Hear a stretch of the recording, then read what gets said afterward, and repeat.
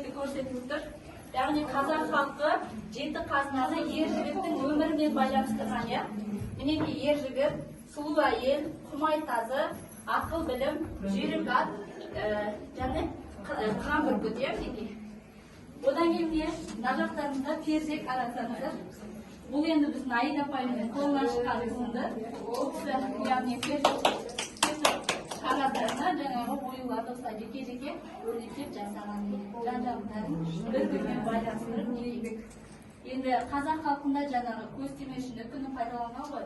Бізде енді сол астыңғы жағын үкімен безендіріп неге. Неге мына жерде картамыз тұр, иә?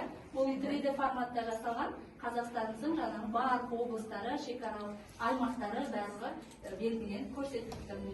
Енді міне кілемдерге қарасаңыздар да міне этно үлгіде барлығы оюлармен оюланған кілемдер.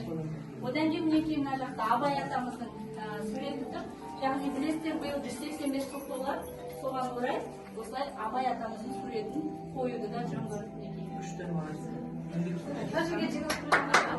Мына жерде міне шаңырақ айта кетсең, қара шаңырағымыз міне керегемізді.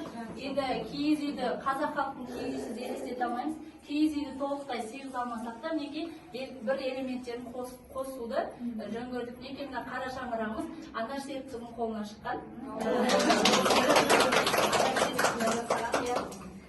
Фотографиялар сосын жоғары жаққа шығамыз.